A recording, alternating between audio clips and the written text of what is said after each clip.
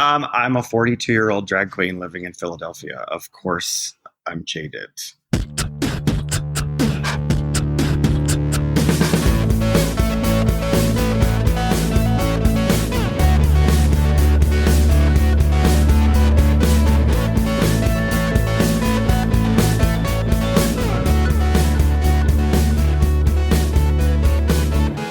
Hello, my LGBT cuties, and welcome back to another episode of A Jaded Gay. I'm Rob Lovelace, and today I am a non-jaded gay because I got a very sweet podcast review, which I greatly appreciate, and I'm just going to take a moment to read it real quick. So this comes from Matthias Dedanis on Apple Podcasts, and it's titled A Slightly Jaded Gay Review. First of all, I absolutely love Rob's podcast. The range of topics he touches on in each episode are things that we within the LGBTQ+ community can benefit and learn from, especially our history that's often overlooked by mainstream society. The well-being topics he discusses are relevant because we all have trauma that we don't know we have, and they've helped me in my therapy sessions. Lastly, this podcast is awesome to feel more connected with the community if one lives in an area which doesn't have a large LGBTQ+ population. I highly recommend this podcast. And thank you very much for that. I know it might be a slightly jaded gay review, but you are an LGBTQD in my eyes. And I really appreciate the kind words. And I'm glad that the topics we've discussed have helped you in your therapy sessions and that you feel more connected to the community. I know it can be tough when you're not, in a large city or if you're somewhere more rural where there might not be a lot of LGBTQ+ representation. So thank you again for the kind words and for supporting the podcast. And I hope you're very excited for today's topic too, because we have a very special guest on today. I am very excited to bring her on. She'll be here momentarily, but first, let's pull our tarot card.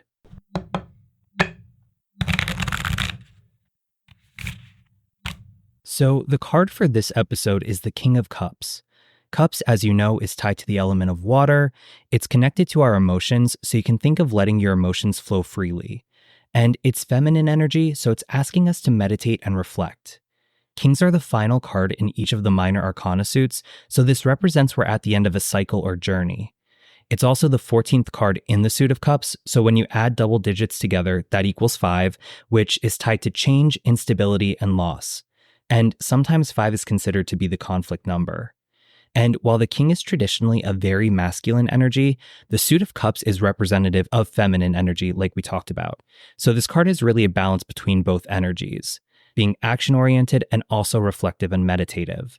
And when the King of Cups appears, it's a signal that we've gained control of our emotions and can accept them without allowing them to get the better of us.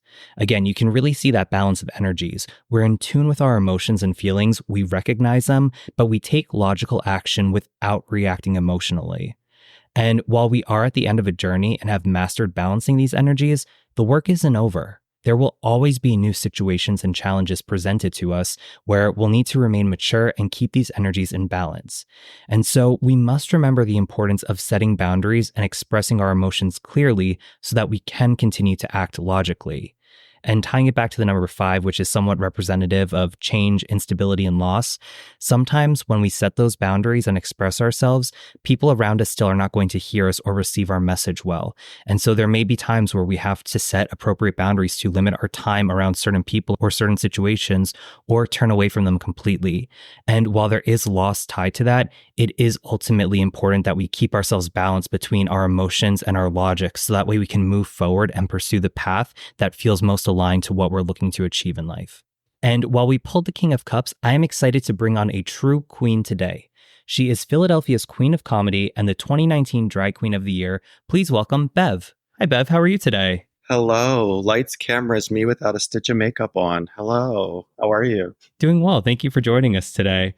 Very excited to have you on and have a really fun episode lined up here. But before we get into it, can you tell us a little bit more about yourself, how you identify, and maybe both for yourself personally and then for Bev? Sure. So my drag name is Bev. My outside of drag name is Drew. I'm cisgender male.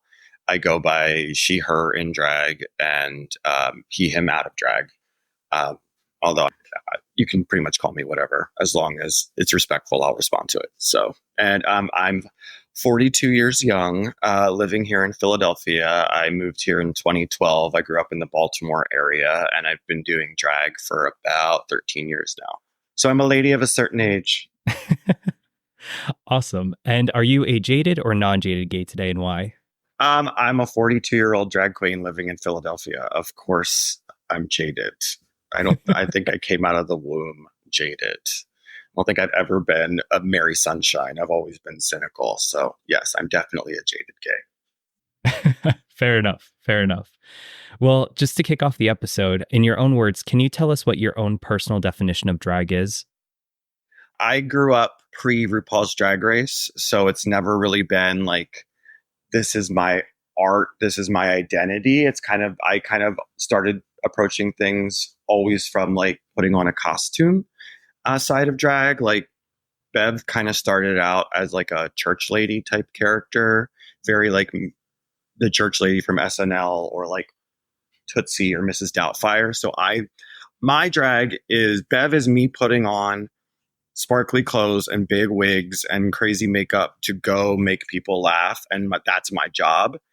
As soon as it's over, I take that shit off and then I'm done. So it's never been anything about my gender identity or my form of expression in that way. As it is for a lot of other people. For me, drag is simply the costume that I put on to go to work. And when do you first remember seeing or learning about drag?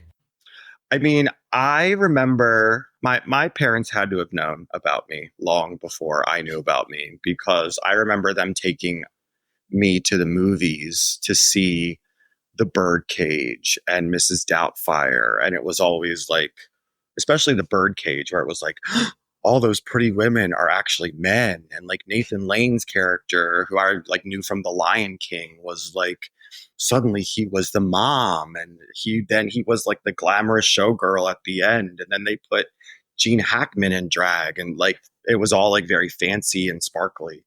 And that's the first time I remember being like, oh, those are men, but they're dressed up as ladies. And I mean, those are all great movies that you listed there too, yeah. Very iconic in their own right. When I came out, I was like, Mom, you took me to see The Birdcage and Evita on Sunday afternoons. Like, don't act too surprised. Well, shifting a little bit just to touch briefly upon the history of drag. Last September, I did an episode on why brunch is considered gay. And I say that kind of sarcastically because obviously, you know, a meal can't be gay, but why there's gay associations. But we've claimed it. The gays have claimed brunch. Exactly. There are some very compelling arguments as to why it is in fact queer. But in that episode too, we briefly touched upon the rise of drag brunch and its place in queer culture. Joe E. Jeffries, a drag historian at New York University and the New School, said that the drag and dine experiences actually began in the 1950s when cosmopolitan restaurants started to compete for the custom of a booming middle class with spectacle and theater to supplement the menu. So I was wondering, I know you talked about, you know, pre-RuPaul. Can you tell us a little bit more about the modern history of drag? Sure. Yeah. I mean, modern drag, I feel like a lot of people tribute modern drag to RuPaul in general. And then RuPaul had a career before Drag Race. I remember seeing RuPaul at a Baltimore Pride when she was just a recording artist releasing dance music. But like me personally, like I consider modern drag, like there were movies like, oh my God, Tu Wong Fu and Priscilla and the comedy queens and like kind of the personalities. Like, I don't know if you remember the beginning of the movie Tu Wong Fu. There's like a drag pageant and Wesley Snipes and Patrick Swayze and John Leguizamo are competing. And then there's all these other queens that are contestants. Those were all like local working New York queens. And the one that I remember specifically, her name is Coco Peru. She's the one like that crushes the cup and gives Patrick Swayze a dirty look. I then saw her in a movie called Trick, and then she was in a movie called Girls Will Be Girls, and that introduced me to other comedic drag queens. So like RuPaul was around during that time as well. Obviously, RuPaul is in Tu Wong Fu, but there have been a lot of working modern queens that are still working today that have had careers that date back to the 80s, late 70s, early 80s. Obviously, the word drag comes from Shakespearean time. It stood for dressed resembling a girl. That's what drag stood for in theatrical terminology. And there's always been plays and musicals and operettas and operas movies were men dressed as women. But as far as modern drag, I equate it to like that period in the 80s going forward with those people that I just mentioned. And that article I cited, they also credited the cataclysmic success of RuPaul's Drag Race as bringing drag to more of a mainstream audience. And today, drag brunches are performed outside of LGBTQ plus spaces. So pretty interesting there. And then, we talked, obviously, drag brunches, there's drag shows, all of that. Are there different types of drag in terms of like artistry? Oh, absolutely. Philadelphia in general is very, I again came from Baltimore, and at least back then, which was kind of pre-Drag Race, drag was there was one way to do drag. And if you didn't do that style of drag, you didn't work. It was you competed in pageantry, you put on a gown, you wore an updo, and then you changed into like a leotard and you came out and did a mix that had 16 whip sounds in it, and you danced, and that was drag.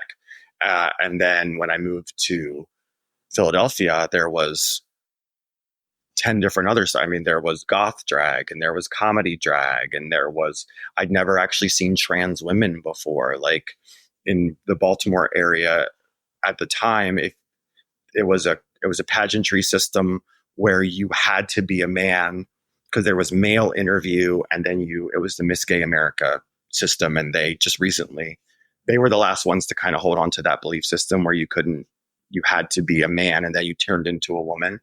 I never met trans women who did drag before then. And there was burlesque performers that also did drag. And now drag has become all the styles have blended so much that I don't think there is such like I do this kind anymore, because everybody can kind of flow in and out of different genres. I know you touched upon at the beginning movies like Tootsie and The Birdcages kind of recognizing what drag was, but what actually inspired you to start doing drag for yourself? So I have a very useful theater degree that I did local theater in the Baltimore area when I lived there. And then when I moved to Philly, there wasn't a theater scene like I was used to. It was very like you either worked at like a professional theater where that was your job, or you kind of did like artsy kind of dark stuff. And then I had come from like a community and regional theater background where I didn't fit either of those molds. So the last show that I did in Baltimore was the musical Hairspray. And in the stage musical Hairspray, all of the boys have to become the moms for the Act 1 finale for the Mother-Daughter Day dance. And my friend and I created Bev and Carol, who were like the drunk church moms in the back who were like hitting people with purses during the riot scene. And it was it came out of like an improv background that I had from college. And just out of like needing a creative outlet here in Philly, I like kind of grew the Bev character. And like I said, she kind of started as like this like church lady character. And I was inspired by some of the names that I said earlier, like Coco Peru, because her style, she's always had the same wig and it's always been the same silhouette. And I was going to be like that. And I was going to be this character. And then I got roped up in like, ooh, fancy costumes, big wigs. And it kind of metamorphosized over time into more of a standardized drag character. But yeah, it came out of honestly like needing a creative outlet, and there wasn't one that I was used to. And then over time went from a hobby to a job. Can you tell us about your first drag performance? Sure. I did a couple open mic or open call shows in Baltimore right before I moved. My friend and I tried to like make Bev and Carol a thing. And like I said, it was just, we were not their cup of tea. And then when I moved to Philly and saw that there was an actual scene for comedy here, I signed up for a competition show called Drag Wars. That was being held at Voyeur at the time. It's not held anymore. But that was like my first like entrance to the Philadelphia drag scene. And you told us about how you got the inspiration for Bev and how she's kind of, the drunk church lady. Mm-hmm. Can you tell us a little bit more about her and her persona? when I meet people out of drag, they kind of always expect I'm going to be like my drag persona, which is kind of bitchy. And like, I do come from a background where like, if I am reading you or I'm making like a funny remark, that is me showing my affection, and my drag is that way. I, I didn't really identify with anyone on RuPaul's Drag Race watching it until Bianca Del Rio. And then I was like, yes, that is my style, because like she's a warm, gregarious person, but she shows that through being like hateful or like saying mean things, but it's always like meant with tongue firmly implanted in cheek. And like that's kind of how I approach drag. I don't sing. I'm not a dancer.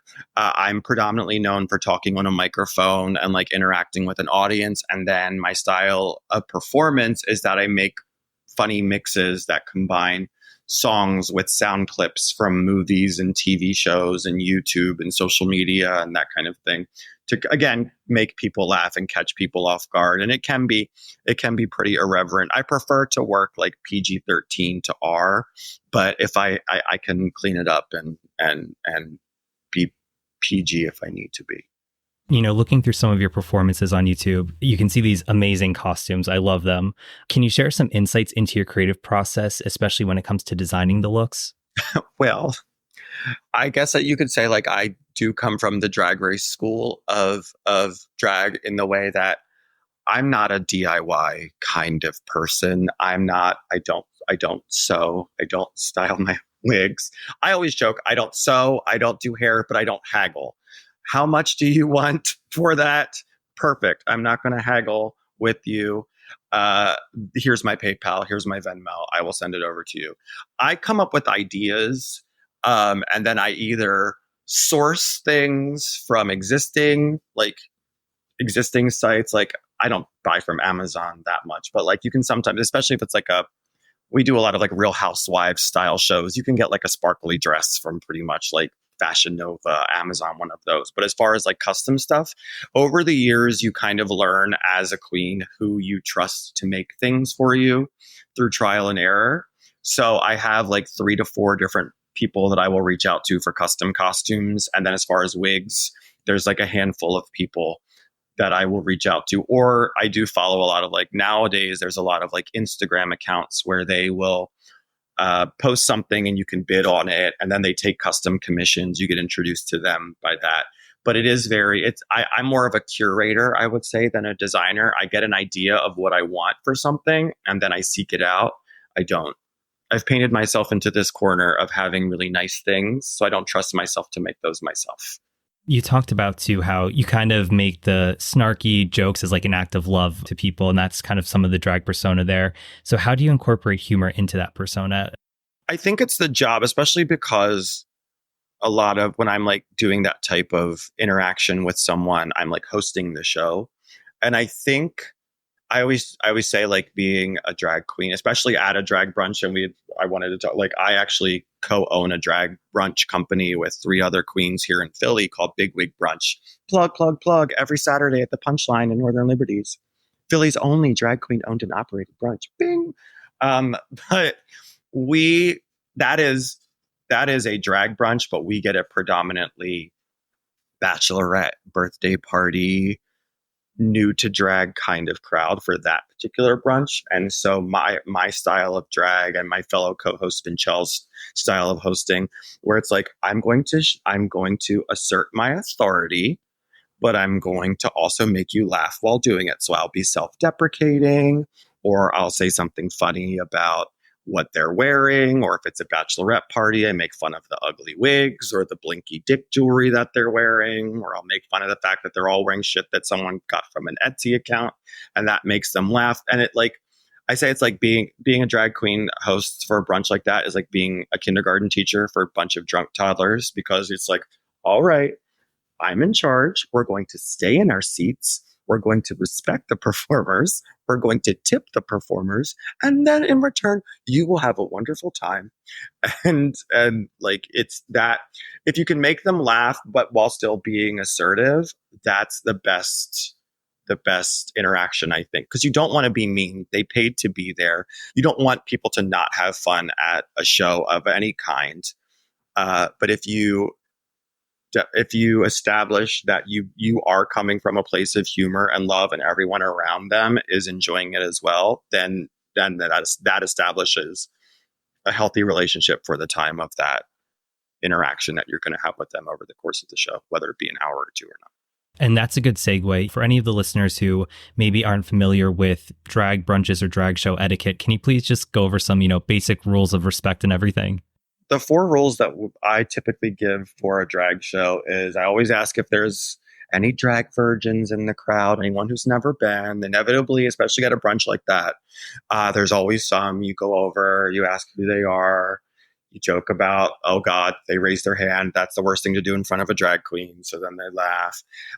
Rule number 1, you want them to have a good time. You establish that they're there to have a good time. But rule number 2 is we are going to respect the performers. We're going to consent nowadays is a very big thing. A lot of people see as drag tends to take on more epic proportions and get more mainstream, people will see people on Drag Race with like the large fake breastplates or like large padded butts and that kind of thing, and people think it's okay to touch that, and it's like, no, I'm actually a person, so we're not going to touch. We will not touch you without your consent. You're not going to touch us without our consent. So we established that rule as well. For our particular brunch, there's a lot of traffic with the staff and us going through the crowd. And we've had problems in the past with like people wanting to get up and dance with us and like join us in the performance. It's like, no, this is not a bar mitzvah. This is not a wedding reception. You're not on a dance floor. You're at the show. You're going to sit down. You're going to stay in your chair. You're going to keep your arms and legs inside the tram like we're at Disney World.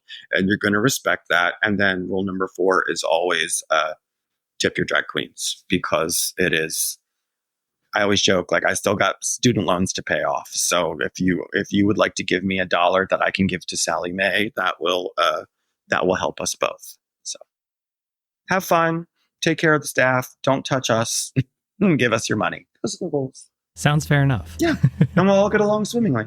Definitely. And do you have a favorite drag performance you've done so far? A performance. I have one that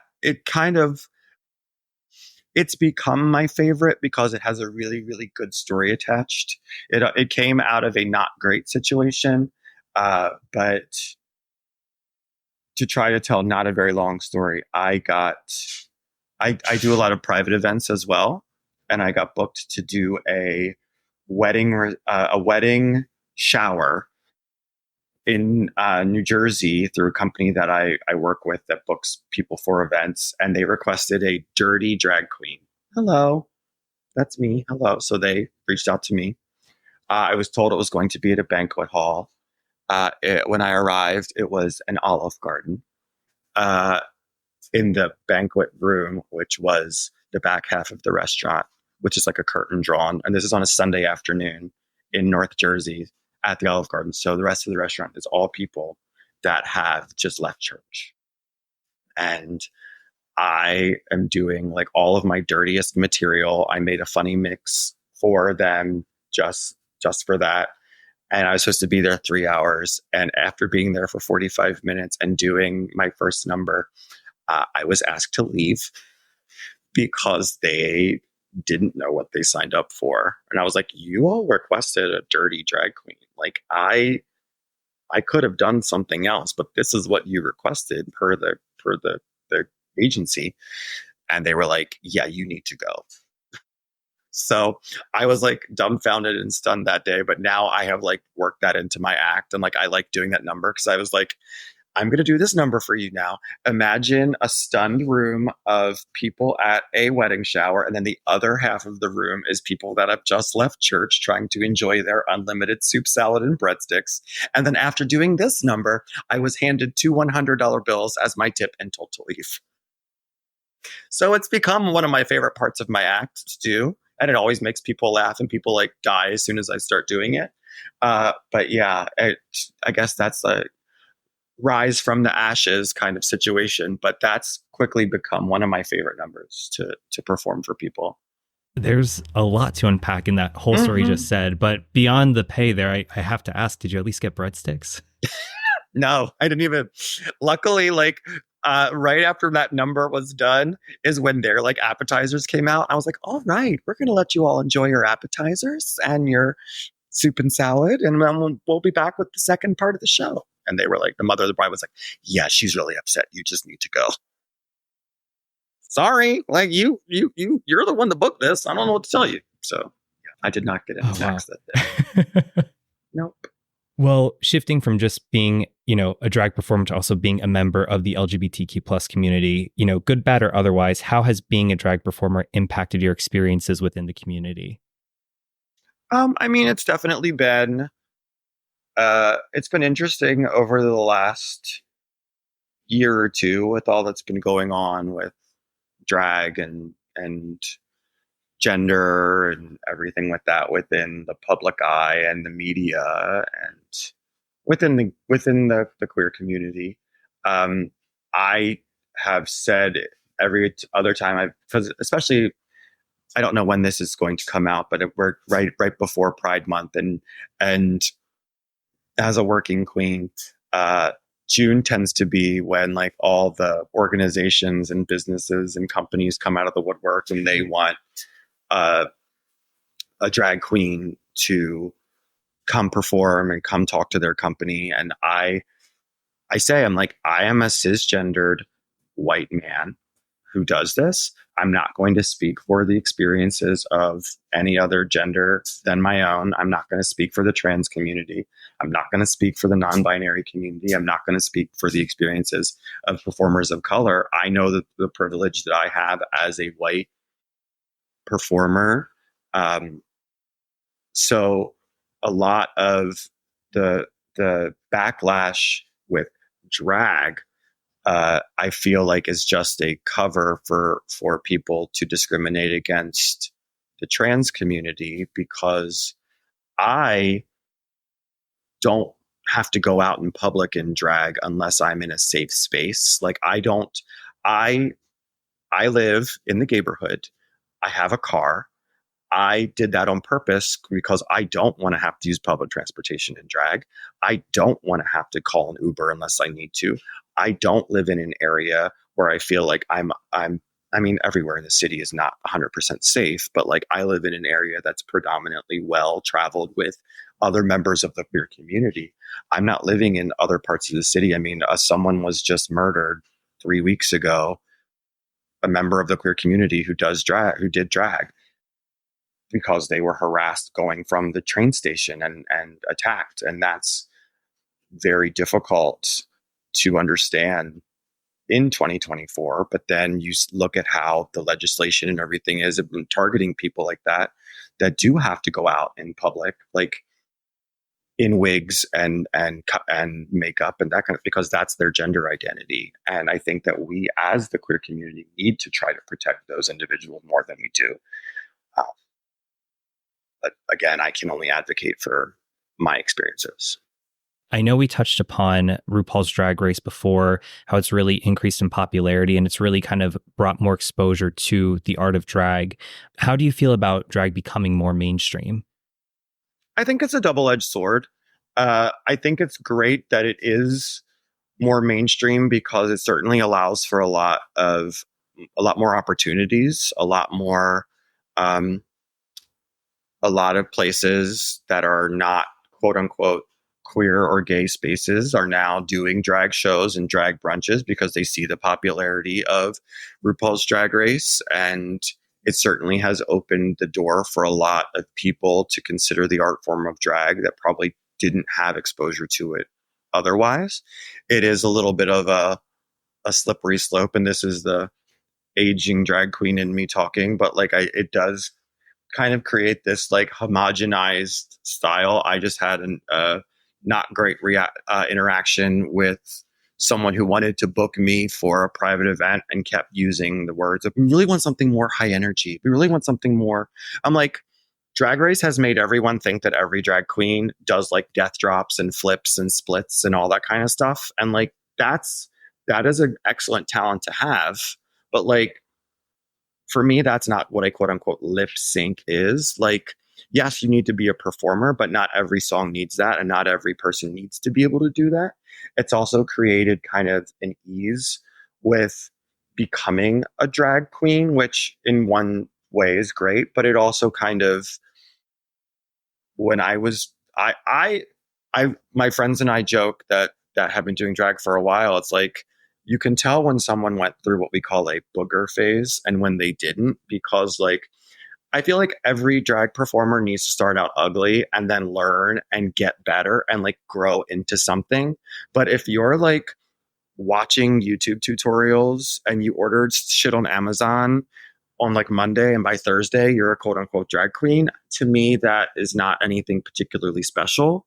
That you're just watching what you saw on TV and you want to go do that. It creates a dichotomy that it's like, yeah, it's great that it's there and it's that big, but I feel like in other ways it's like not as special as it used to be. And also like nowadays there's 9,000 different iterations of Drag Race, and like back when it started, the girls that were on the first few seasons got like a year or two to like tour and make money and make a name for themselves. And now it's like, well, as soon as one season is over, we're doing All Stars, and then this country's one starts, and then it's versus the world, and then it's this All Stars, and it's like they don't even get 15 minutes of fame now. They get like 5 minutes to try to make some money, and it's so expensive to get on Drag Race now. It's like, well, hopefully you make your money back in the time that you've got, because there's 15 other girls that are coming right through the door behind you. I can imagine too, besides just, RuPaul's Drag Race, there's so many different social platforms like YouTube and TikTok, which I'm sure, allow for more content creators and more drag queens to perform there. But it could be even harder to kind of get the attention to really show your talents through that. Oh, yeah. Yeah. There's constantly pressure to like have content, new looks and new this and new that. And like, I keep up with it in some ways, but in other ways, I'm just like, I've basically nowadays just use social media for like promotion of events, because that's what I'm worried about. The people that are paying the cover to get in the door and see the show. Like, I've established enough of a presence online where it's like, if this looks fun to you, here's where to come see it. If not, scroll on to Plastic Tiara. I don't care. That's fine. I know you said there's a ton of iterations of Drag Race. Do you have any favorite drag icons throughout either RuPaul's Drag Race or any just performers? Absolutely. Yeah, and luckily I've had the fortune of working with a lot of them.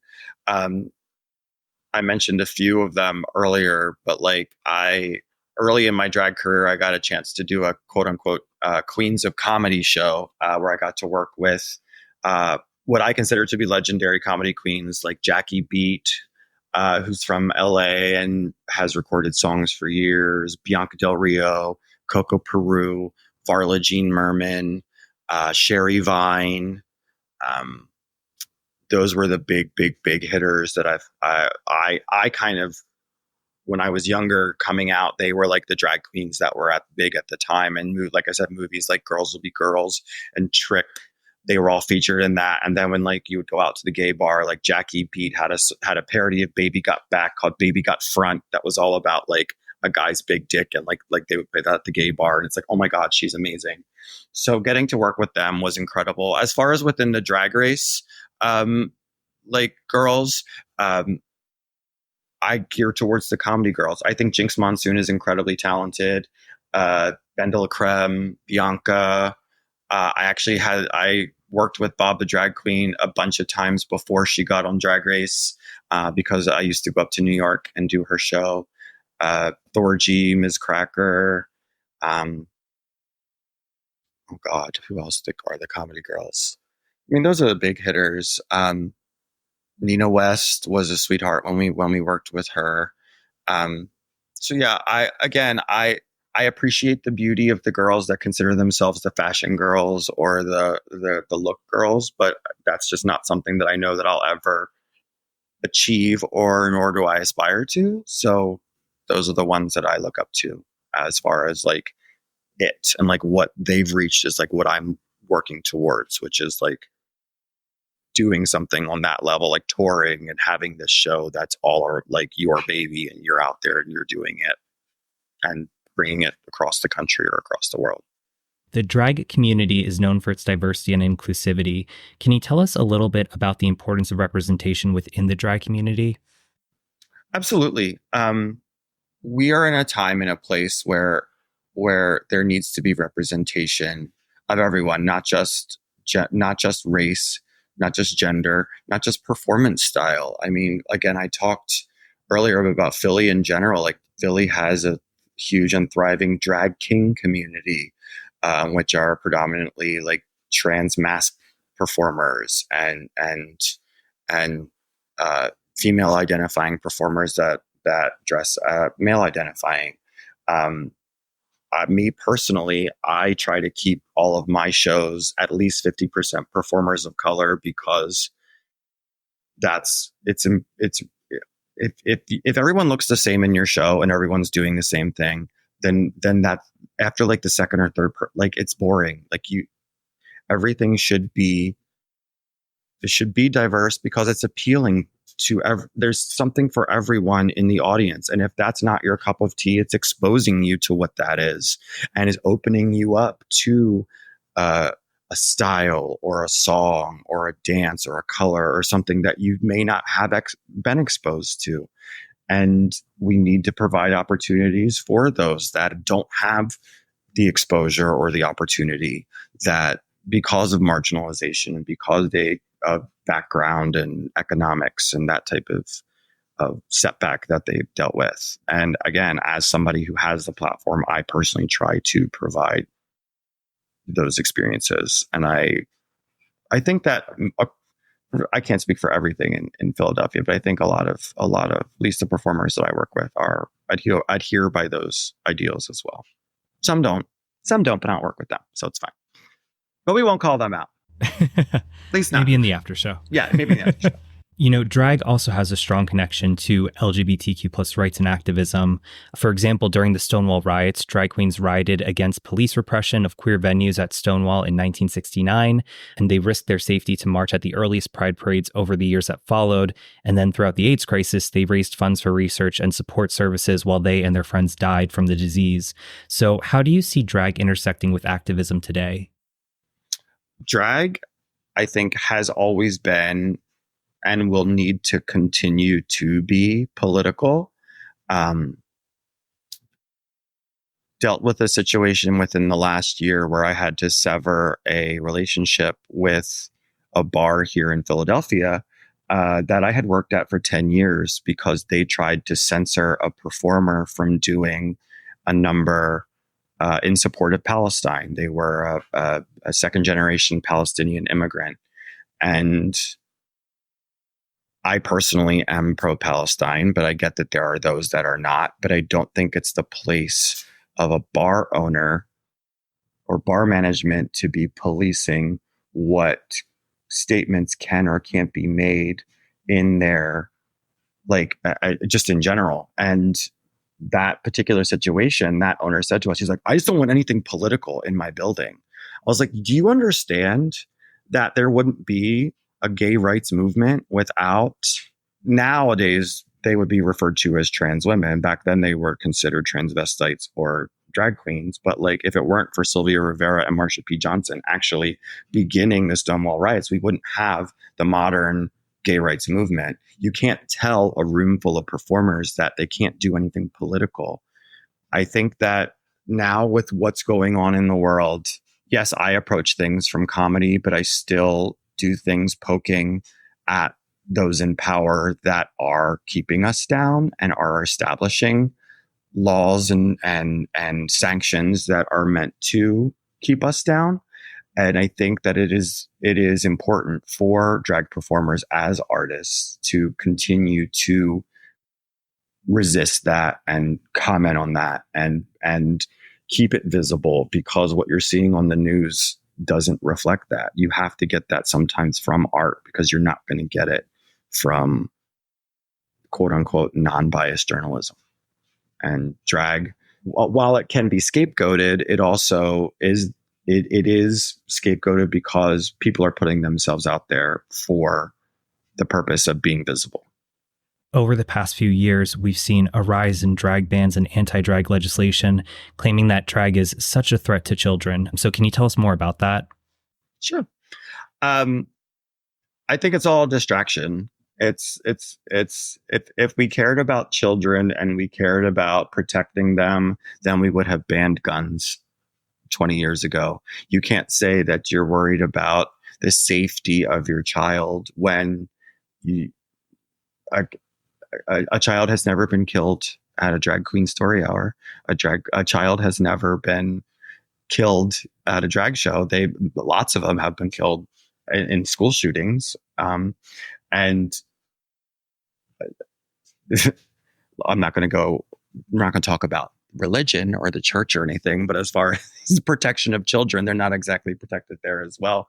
It's a lot of smoke and mirrors and, oh, look over there, to deflect from a lot larger political issues.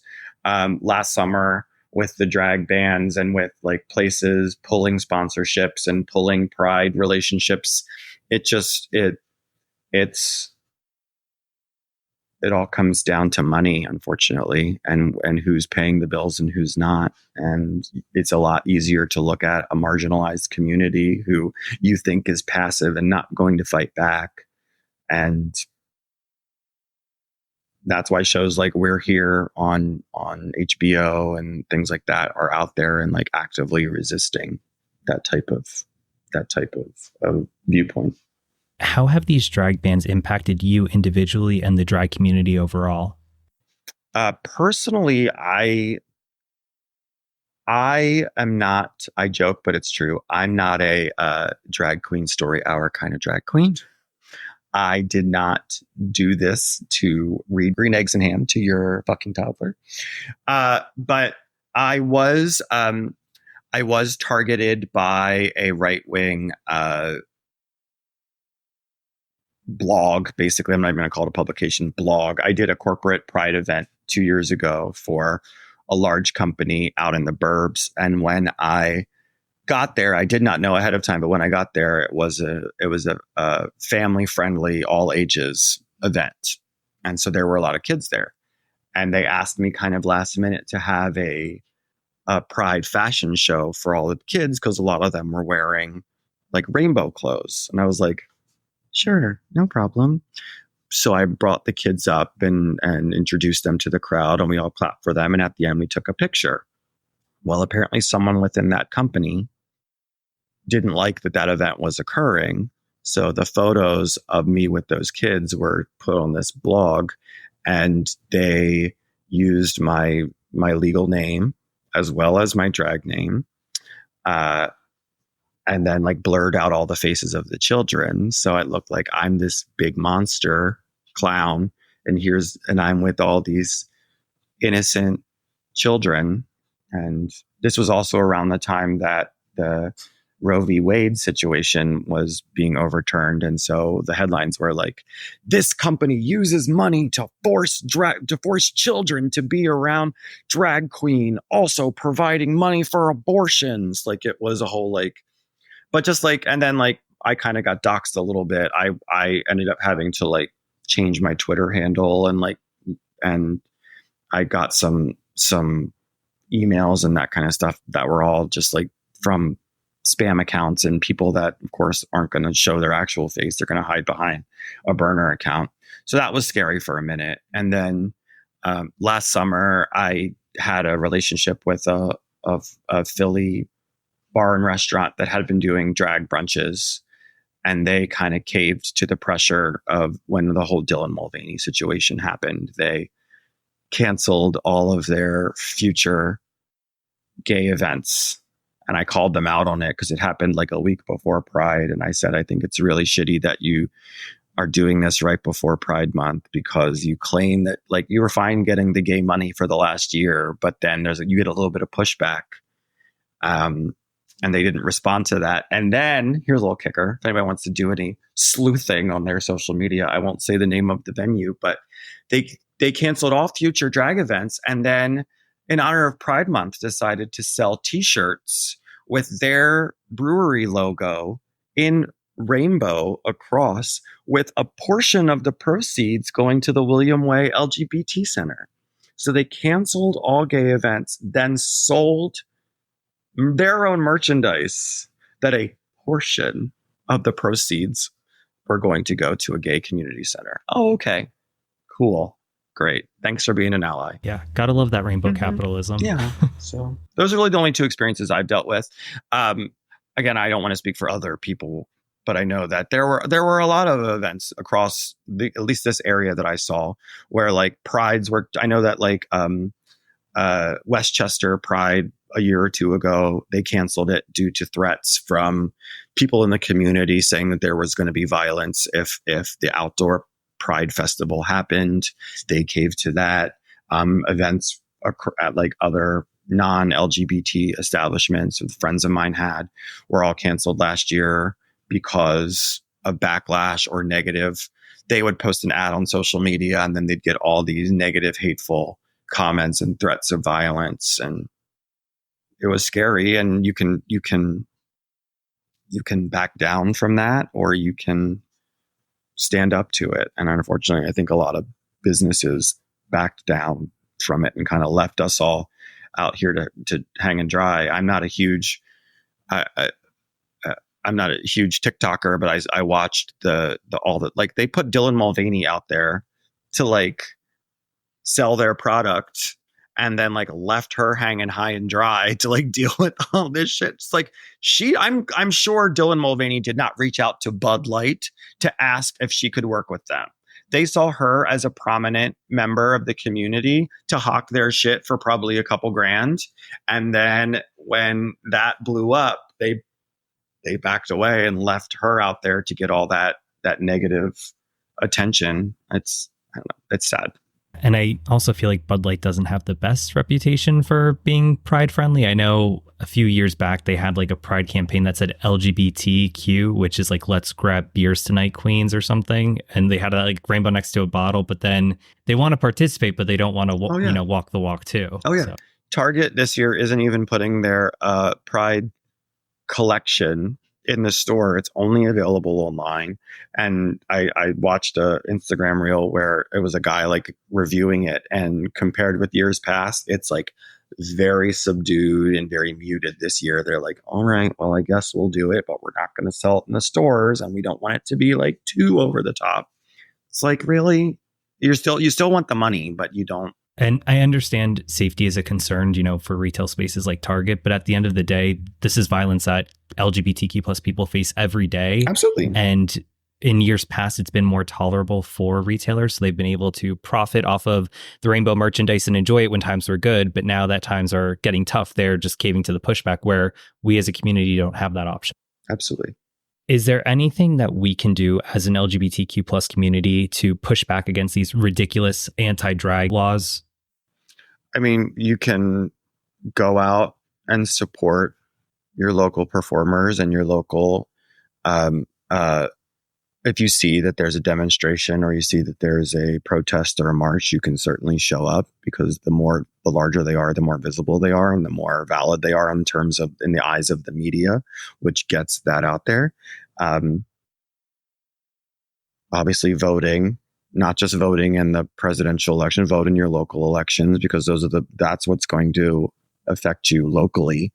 I'm seeing a lot of people saying on social media right now that they're just not going to vote because they don't like any of the candidates this year. And it's like, that's terrifying. That's terrifying, because you're not just voting for one person, you're voting for a lot of things, and a lot of bad can be done. Just try to stay active, try to not just stick your head in the sand, though I know it seems like sometimes that's the easiest, and I'm guilty of that. I try not to get too, especially at least on social media, I try not to get like too preachy, because again, I approach this as a means of promotion for my business and as a private business owner.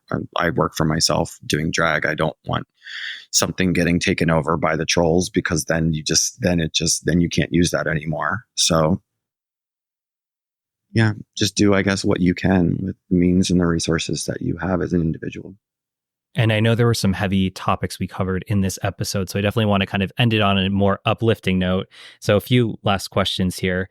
Even though Pride Month is over, how can we continue to support drag performers and our community year round? Well, my Venmo, I'm kidding. Year round, I mean, Pride is not just 1 month out of a year.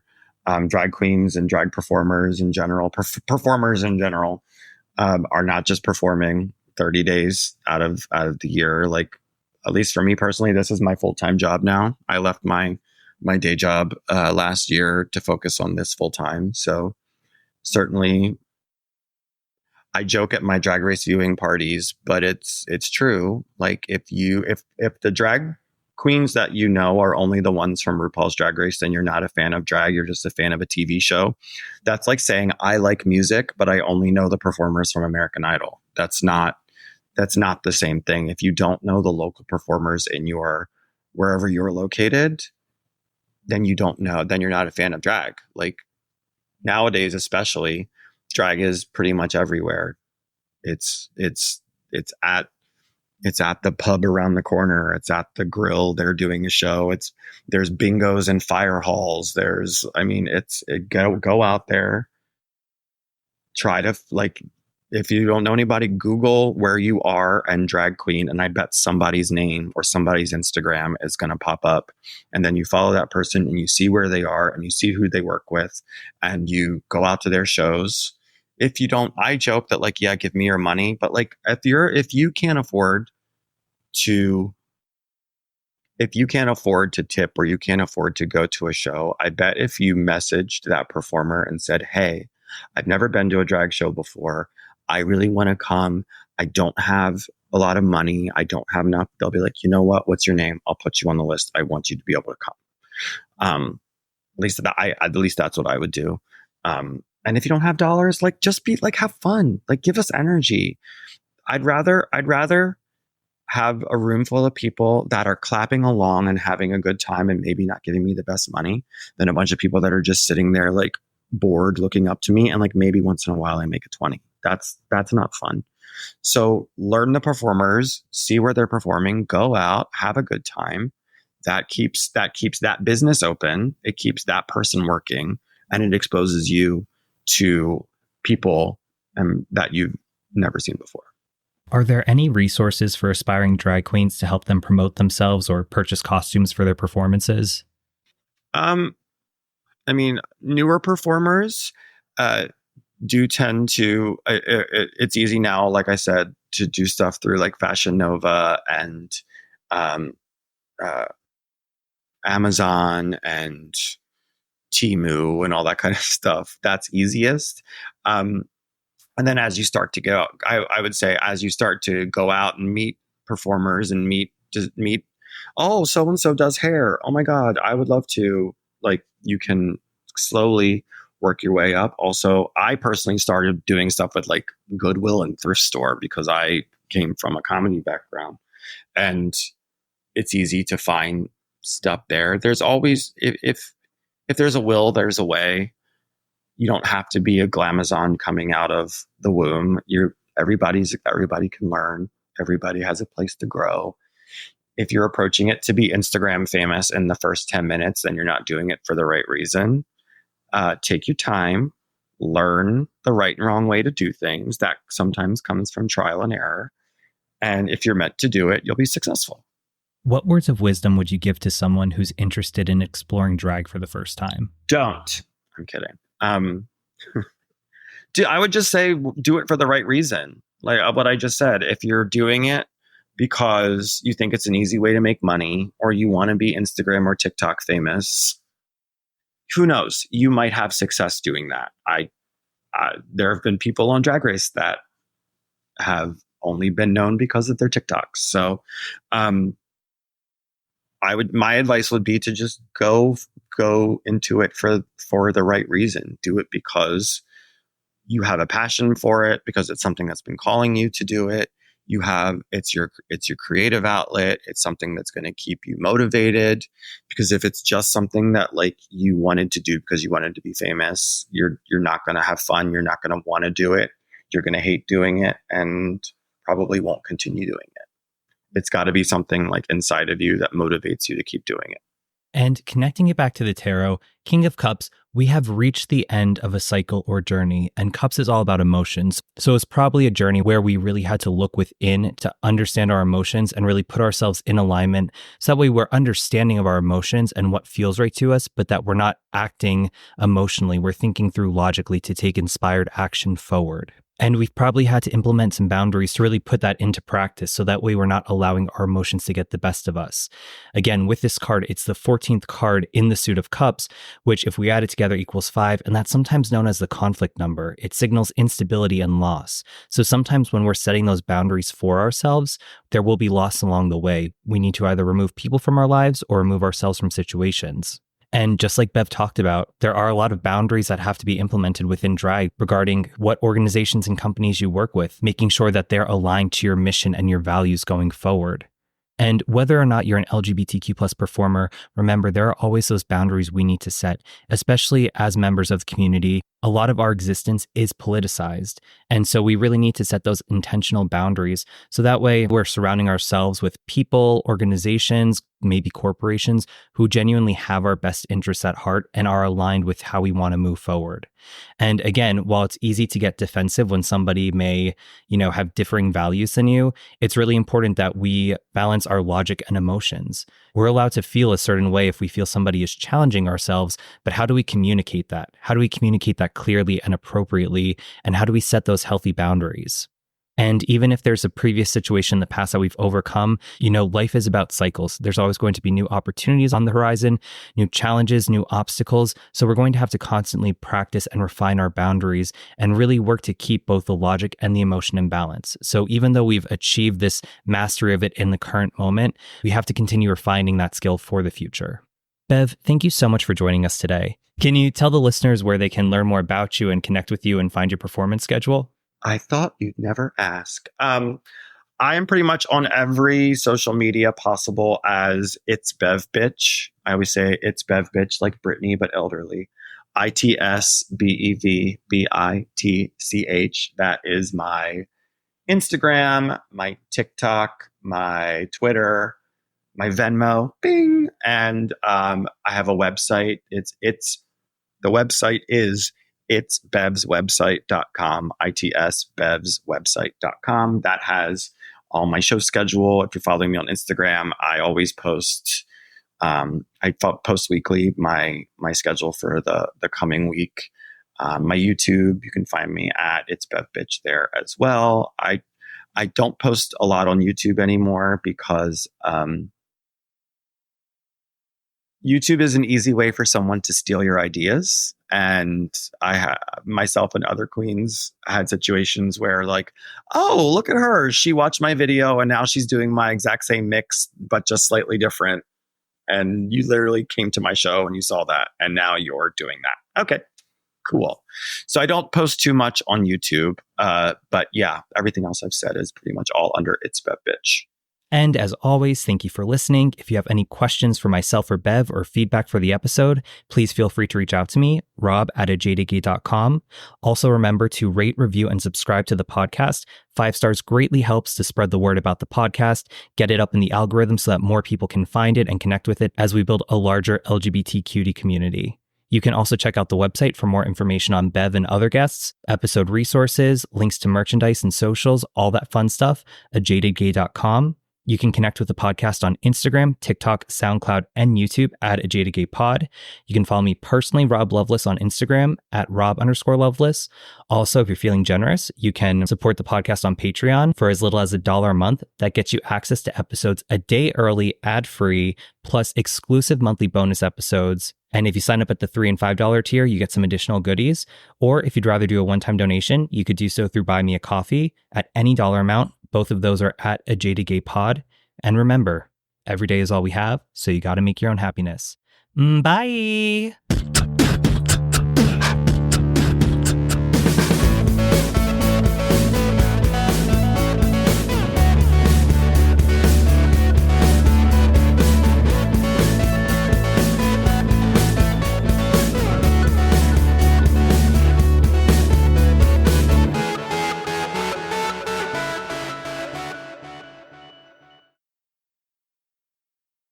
And this is the part where I'm going to do like a little transition into this part. So it's not going to seem so, hard cut here. Sure, Rob. Sure, it's not.